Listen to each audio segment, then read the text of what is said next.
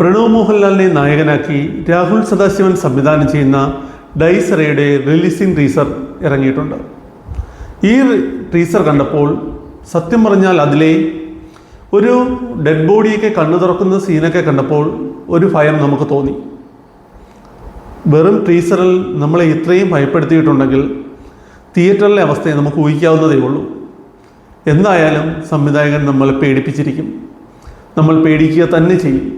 Dead ട്രെയിനും ഭൂതകാലത്തിനും ഭ്രമയുഗത്തിനും ശേഷം വെറുതെ ഒരു സിനിമയുമായി എന്തായാലും രാഹുൽ സദാശിവൻ എത്തില്ല. നമ്മളെ ഒരുപാട് പേടിപ്പിക്കാനും തിയേറ്ററിൽ പിടിച്ചിരുത്താനുമുള്ള ഒരു നല്ല ചിത്രവുമായിട്ടാണ് സംവിധായകൻ പ്രണവിനെയും കൊണ്ടുപിടിച്ച് വരുന്നത്. പിന്നെ എടുത്തു പറയേണ്ടത് ജിബിൻ ഗോപിനാഥിൻ്റെ കഥാപാത്രമാണ്. എനിക്ക് തോന്നുന്നു ഭാവി തലമുറയുടെ വാഗ്ദാനം തന്നെയാവും ഈ നടൻ. ആ രണ്ട് ടീസർ, ആദ്യം ഇറങ്ങിയ ടീസറിലും രണ്ടാമതിറങ്ങിയ ടീസറിലും ജിബിൻ്റെ പ്രാധാന്യം അതിൽ ടീസറിൽ തന്നെ വ്യക്തമാണ്. ഈ സിനിമയുടെ ഏറ്റവും പ്രധാനപ്പെട്ട ഒരു കഥാപാത്രം തന്നെയായിരിക്കും ജിബിൻ്റേതെന്ന് നമുക്ക് ഉറപ്പിക്കാം. പ്രണവിൻ്റെ ഇതുവരെയുള്ള ചിത്രങ്ങളിൽ നിന്നും വ്യത്യസ്തമായിരിക്കും ഈ സിനിമ. പ്രണവിൻ്റെ ഇതുവരെയുള്ള അഭിനയ ജീവിതത്തിൽ ഒരു പൊൻതൂവൽ തന്നെയായിരിക്കും ഈ സിനിമ എന്നതിന് ഒരു തർക്കവും വേണ്ട. ഒക്ടോബർ 31 നമുക്ക് ഈ സിനിമ തിയേറ്ററിൽ തന്നെ കാണണം.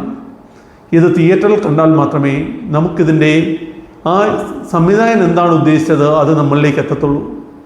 നമ്മൾ തിയേറ്ററിൽ നിന്ന് പേടിക്കണം, അത് തന്നെ ആയിരിക്കണം സംവിധായകൻ ഉദ്ദേശിച്ചതും. നമ്മൾ എന്തായാലും പേടിക്കും.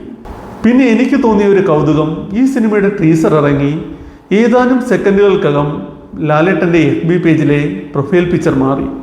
അതും ഇതേ പാറ്റേണിൽ. ലാലേട്ടൻ കൂടി ഈ സിനിമയിലുണ്ടെങ്കിൽ ഈ സിനിമയുടെ റേഞ്ച് വേറൊരു ലെവലിലാവും.